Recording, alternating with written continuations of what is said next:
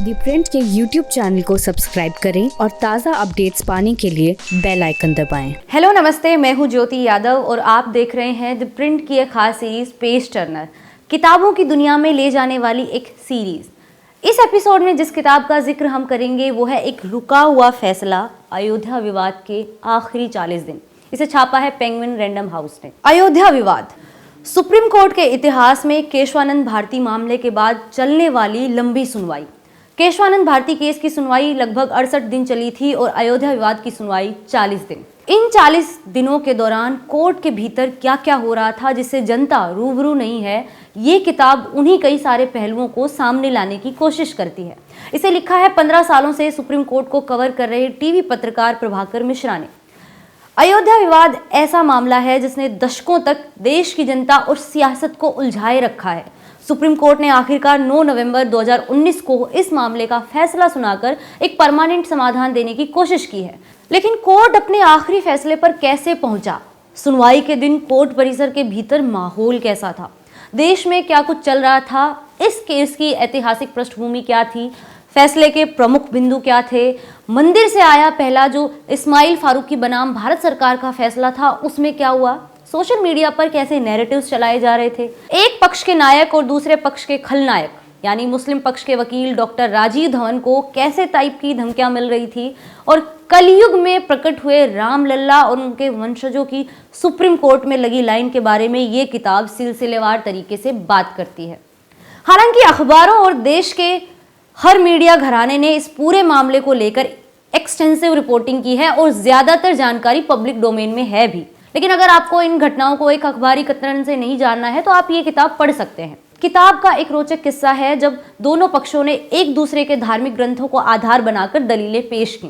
लेखक बताते हैं कि यह मामला अनूठा था क्योंकि इसमें धार्मिक ग्रंथों के आधार पर ही दोनों पक्ष दलील दे रहे थे, जबकि कुछ दिन पहले ही सबरीमाला पर आए फैसले में भगवान अयप्पा को ब्रह्मचारी साबित करने के लिए धार्मिक ग्रंथों का सहारा तो लिया गया था, लेकिन साथ में ही संविधान में दिए गए मौलिक अधिकारों को आधार बनाया गया था। लेकिन इस मामले में हिंदू पक्ष ने वाल्मीकि रामायण, स्कंद पुराण के श्लोक और रामचरितमानस की चौपाइयों का अपना आधार बनाया, तो मुस्लिम पक्ष ने कुरान की आयतों को अपना आधार बनाया। रामलल्ला विराजमान के वकील पराशरन ने दलील दी थी कि करोड़ों श्रद्धालुओं का विश्वास है कि भगवान श्री राम इसी विवादित जन्मभूमि पर ही विराजमान है, तो किसी और सबूत की कोई जरूरत ही नहीं है। मुस्लिम पक्ष की दलील थी कि वो राम के अस्तित्व को स्वीकार भी करते हैं और राम को इमाम हिंद भी मानते हैं, और उन्होंने तो ये भी स्वीकार करने में कोई एतराज नहीं जताया कि राम का जन्म अयोध्या में ही हुआ था। लेकिन मुस्लिम पक्ष को दिक्कत इस बात से थी कि राम का जन्म उस विवादित मस्जिद वाली जमीन पर ही हुआ था। उसके बाद मुस्लिम पक्ष के वकील पुराण, रामायण और रामचरितमानस पढ़ रहे थे, तो हिंदू पक्ष के लोग कुरान पढ़ रहे थे ताकि एक दूसरे की दलीलों को काट सकें। सुनवाई के पहले दिन ही निर्मोही अखाड़े को दलीलें देने का मौका दिया गया था। उस दिन क्या हुआ था? निर्मोही अखाड़े ने जमीन पर अपने दावे के लिए क्या कागजात पेश किए गए थे, सुप्रीम कोर्ट ने उन कागजात पर क्या कहा था, लेखक से जानते हैं। क्योंकि सुनवाई का पहला ही दिन था और कोर्ट में बहुत भीड़ थी। सबकी निगाहें थी कि कैसे सुनवाई शुरू होने वाली है। निर्मोही अखाड़े के वकील सुशील कुमार जैन ने अपनी दलीलें देनी शुरू की और उन्होंने दावा जो किया था कि सदियों से जो राम मंदिर है उस पर पूजा करने का, मैनेजमेंट करने का अधिकार उनका है।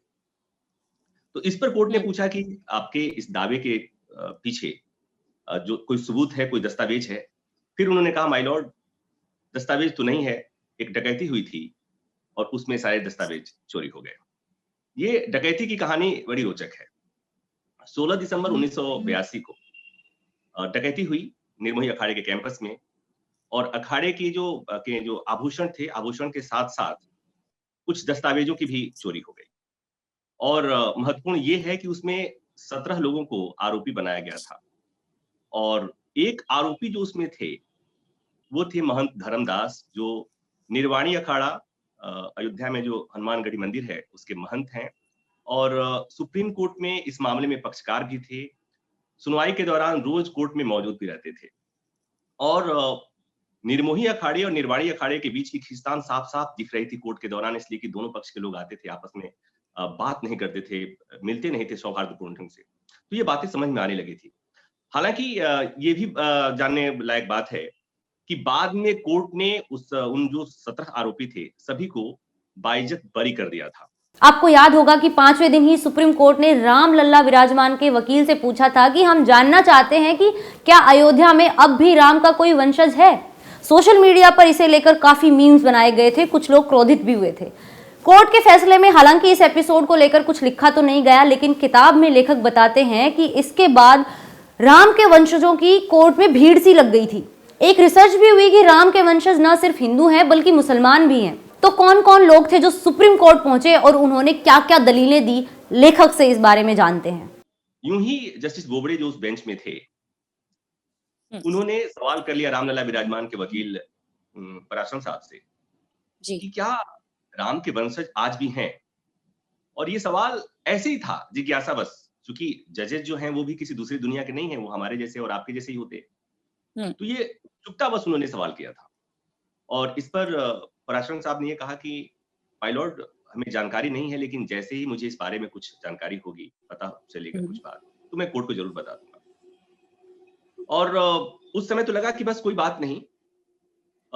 शाम होते होते इस मसले को लेकर सोशल मीडिया पर बहुत सारी टिप्पणियां आनी शुरू हो गई और आलोचनात्मक टिप्पणियां कि ये क्या सवाल हुआ, राम के वंशज आज हैं क्या। और बहुत समय नहीं लगा जब अलग अलग लोगों ने दावा किया कि वो राम के वंशज हैं। पहला दावा जो था वो बीजेपी की राजस्थान से दिया कुमारी, जो जयपुर राजघराने की है, उन्होंने दावा किया कि उनका जो राज परिवार है वो राम के वंशज हैं। कुश, उनके जो राम के पुत्र कुश थे, कुश के वंशज हैं जयपुर राजघराना।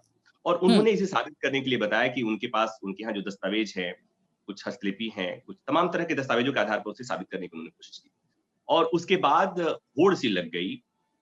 बीजेपी के सांसद के बाद अब कांग्रेस भी पीछे कहाँ रहने वाली थी, तो सत्येंद्र सिंह राघव जो बड़ गुजर हैं और वो भी राजस्थान से हैं, जयपुर से हैं, उन्होंने दावा किया कि वो लव के वंशज हैं।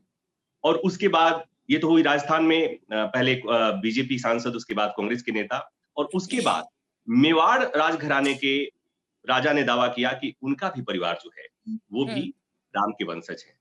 और उन्होंने इसके लिए ढेर सारे सबूत, कोर्ट के आलोक में ढेर सारे सबूत लोगों के सामने रखे। और आपने सुना होगा जो करणी सेना के लोकेंद्र सिंह हैं, उन्होंने भी दावा किया कि वो भी राम के वंशज हैं। तो चूंकि ये सारे चीज जो सारे दावे थे वो राजस्थान से आए थे।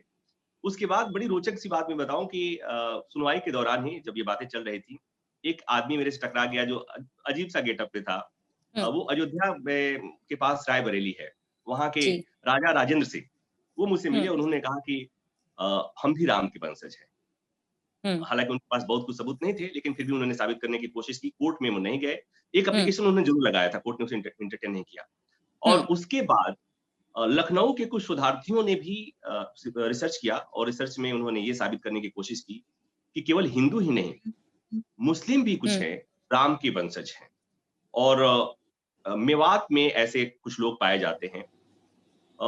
ये तो हो गई हिंदुस्तान की बात। उसके बाद इस तरह की तमाम कहानियों की चर्चा होने लगी कि पाकिस्तान में जो लाहौर है, लाहौर को लॉ के नाम पर बसाया गया था, लॉ के द्वारा बसाया गया था। क्योंकि उस समय विभाजित भारत, सब लोग जानते हैं कि राम राजा थे और अखंड भारत के राजा थे। उस समय पाकिस्तान और हिंदुस्तान नाम की कुछ अलग अलग चीजें नहीं थी। उस समय हमें समझ में आया कि राम के वंशज केवल अयोध्या में और राजस्थान में नहीं है, पूरी दुनिया में फैले हुए।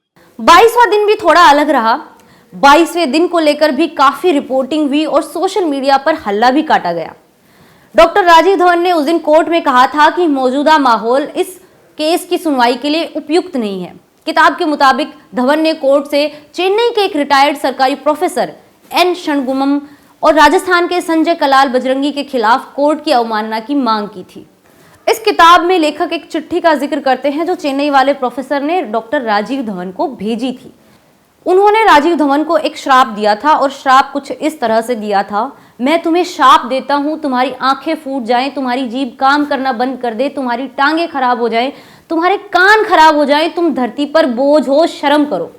सुनवाई के दौरान धवन को बाहर से तो धमकियां मिल ही रही थी, लेकिन भीतर जो कोर्ट परिसर था वहां का माहौल भी बड़ा हॉस्टाइल हो गया था। लेकिन क्या हुआ था एग्जैक्टली वो प्रभाकर जी से समझते हैं।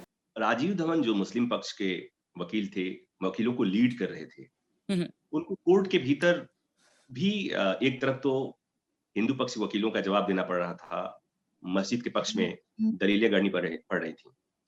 और चूंकि एक ऐसा मामला था कि कोर्ट रूम खचाखच भरा होता था, वो लोग भी जो इस मामले में पक्षकार थे, उनके वकील भी होते थे, पक्षकार भी होते थे, लेकिन बाकी लोग भी तमाम नए वकील, नए उम्र के वकील भी होते थे। और कई बार ऐसा दिखा कि जब राजीव धवन बाहर निकलते थे, तो कुछ नए वकील उनको देखकर आपस में संबोधन में जय श्री राम के से संबोधित करते, एक दूसरे को बुलाते थे। और एक तरह से कहें कि वो राजीव धवन को चिढ़ाने की कोशिश करते थे। और खुद राजीव धवन ने इस बात को माना कि किसी वकील के क्लर्क ने उनके क्लर्क को धमका दिया था। और ये एक बार नहीं, कई बार हुआ था।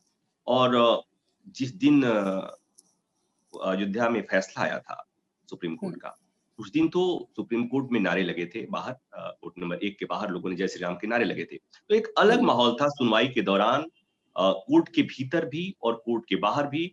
और चूंकि राजीव धवन हिंदू हैं, आर्य समाजी कहते हैं अपने आप को, आर्य समाजी वो क्लेम करते हैं, लेकिन दुनिया तो उन्हें ही जानती है कि एक हिंदू है जो राम मंदिर और राम के खिलाफ केस लड़ रहा था। और चूंकि इस मामले में रामलला विराजमान यानी भगवान राम खुद पक्षकार थे, तो ये लोगों को बात पच नहीं रही थी कि एक हिंदू कैसे राम के खिलाफ मुकदमा लड़ सकता है।